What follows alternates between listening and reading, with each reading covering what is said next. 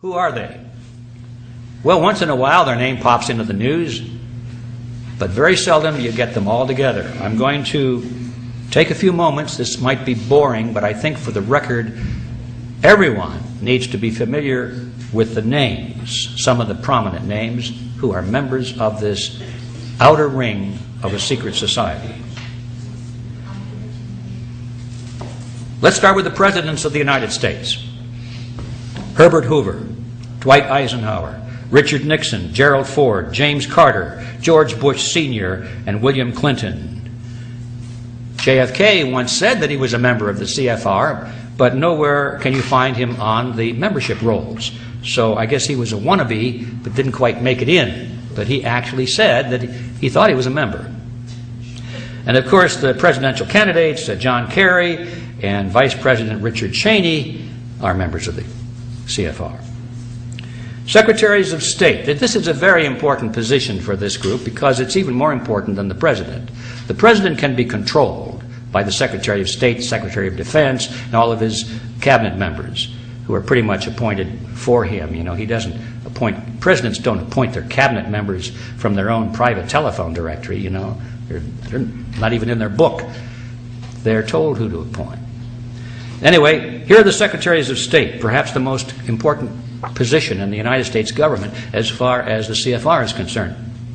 Dean Rusk, Robert Lansing, Frank Kellogg, Henry Stimson, Cordell Hull, E.R. Stettinius, George Marshall, Dean Acheson, John Foster Dulles, Christian Herter, Dean Rusk, William Rogers, Henry Kissinger, Cyrus Vance, Edmund Muskie, Alexander Haig, George Shultz, James Baker, Lawrence Eagleburger, Warren Christopher, William Richardson, Madeleine Albright, Colin Powell, and of course, Condoleezza Rice.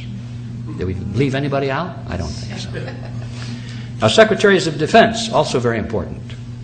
James Forrestal, George Marshall, Charles Wilson, Neil McElroy, Robert McNamara, Melvin Laird, Elliot Richardson, James Schlesinger, Harold Brown, Caspar Weinberger, Frank Colucci, Richard Cheney, Les Aspin, William Perry, William Cohen, and Donald Rumsfeld.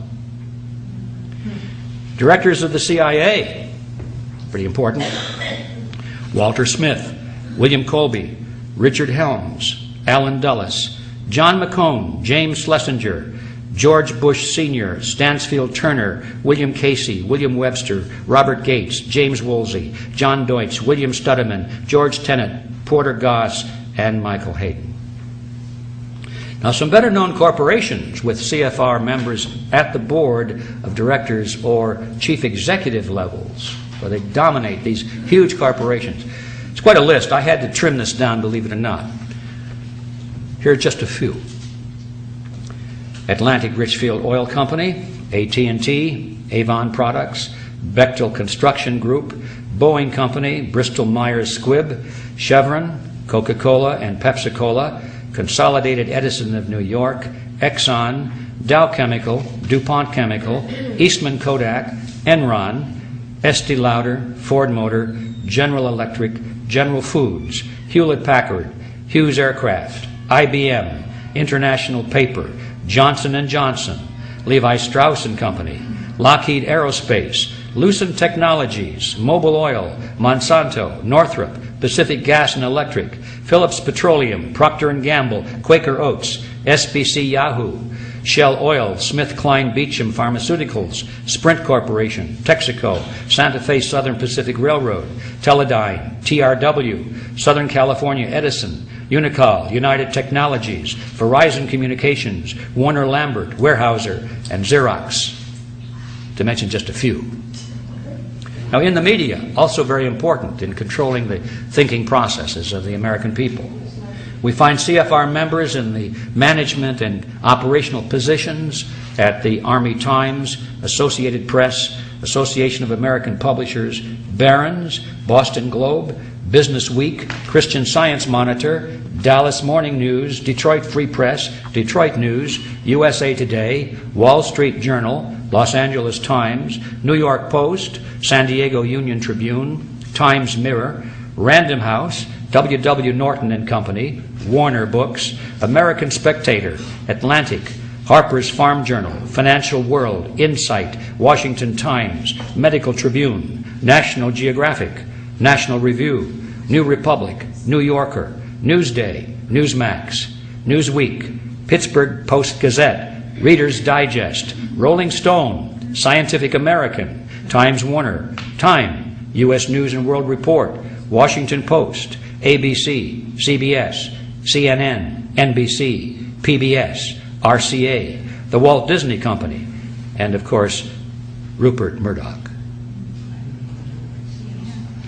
Media personalities, the talking heads, include David Brinkley, Tom Brokaw, William Buckley, Peter Jennings, Bill Moyers, Dan Rather, Diane Sawyer, Barbara Walters, Katie Couric, and Andrea Mitchell, who was the wife of Alan Greenspan, former chairman of the Federal Reserve System. Of course, Alan is a member of the Council on Foreign Relations. Labor unions and with CFR members in key positions include AFL-CIO, United Steelworkers of America, United Auto Workers, American Federation of Teachers, Bricklayers and Allied Craft, Communication Workers of America, Union of Needle Trades, and Amalgamated Clothing and Textile Workers. All the big ones. In the tax-exempt foundations and think tanks, the number of CFR members in controlling positions is 443. Some of the better-known names are the Sloan and Kettering Foundation, Aspen Institute, Atlantic Council, Bilderberg Group, Brookings Institute, Carnegie Endowment for International Peace, Carnegie Foundation, Ford Foundation, Guggenheim Foundation, Hudson Institute, John and Catherine MacArthur Foundation, Mellon Foundation, Rand Corporation, Rhodes Scholarship Selection Commission, Rockefeller Foundation, and Rockefeller Brothers Fund, the Trilateral Commission, and the UN Association. In the universities, the number of CFR members who are or have been professors, department chairmen, presidents, or board members is 563. My last count. Could be different today, probably more. In the financial institutions such as banks, the Federal Reserve, stock exchanges, and brokerage houses, the number of CFR members with controlling positions is 284. Now, ladies and gentlemen, that gives you an idea. We could go into other areas, but bear in mind that the total membership of this group is about 4,000 people. Now, there are a lot of churches in your hometown that have memberships equal to or larger than that. And wouldn't it be curious if you were to discover that the members of that one church held all of these positions in society? Wouldn't you be curious as to what's going on? But first you'd have to know about it. And how would you know about it if the channels of communication by which you might be informed of it are also controlled by these same people? You see the magnitude of the problem we face.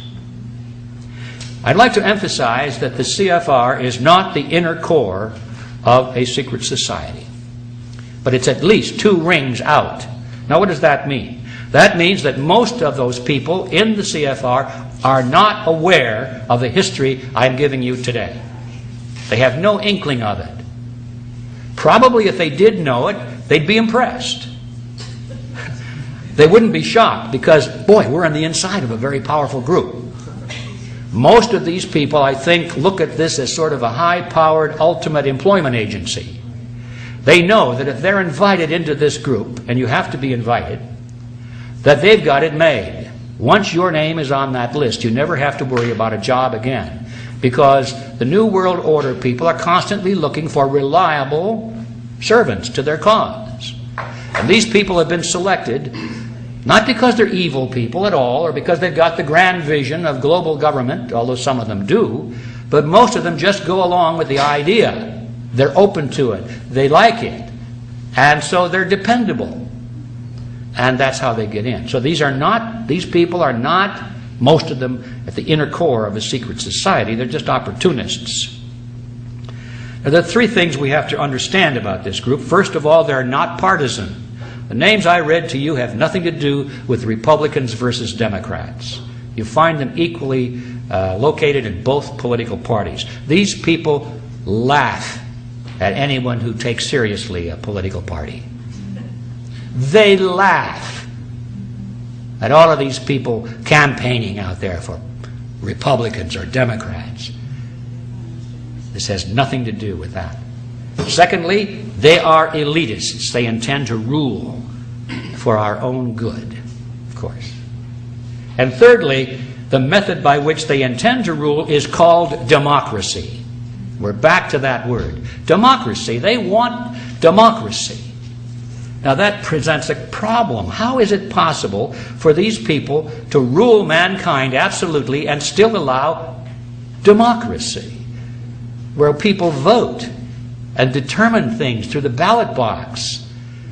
There's no problem with that in their book. All they have to do, they say, is just control the elections. Allow people to vote so long as they don't vote for anything significant. We'll make all the important decisions and let them vote for the unimportant things so they get the sensation of participating in their own political destiny. They'll be happy. Just keep them out of the way. Let them have their fun and games. Let them have their bumper stickers and their straw hats. Let them go to the conventions and let them fight with each other out there. Candidate against candidate, but we own them all, so what difference does it make? You see? You're getting the picture. Now, Quigley himself described this in very approving terms. He likes that idea. In his book, this is what he says. This is in, I've forgotten which book it is now, but it's right. Let's see, it's probably the big thick one. Here's what he said. The national parties and their presidential candidates, with the Eastern establishment assiduously fostering the process behind the scenes, moved closer together and nearly met in the center with almost identical candidates and platforms. Although the process was concealed as much as possible by the revival of obsolescent or meaningless war cries and slogans, often going back to the Civil War. The argument that the two parties should represent opposed ideals and policies, one perhaps of the right and the other of the left, is a foolish idea, acceptable only to the doctrinaire and academic thinkers. Instead, the two parties should be almost identical, so that the American people can throw the rascals out at any election without leading to any profound or extreme shifts in policy. Either party in office becomes in time corrupt, tired, unenterprising, and vigorless. Then it should be possible to replace it every 4 years, if necessary, by the other party, which will be none of these things, but will still pursue with new vigor approximately the same basic policies. And there you have it. Does it sound familiar? Yes. This is the system that we have been living under, ladies and gentlemen, since World War I. Now, what are these basic policies? The creation of the New World Order based on the model of collectivism. That's it. Everything else is secondary. You can have fiscal responsibility, you can have wars, no wars, as long as you're moving constantly in that same direction. That's the same basic policy that they demand from all candidates and the two major political parties.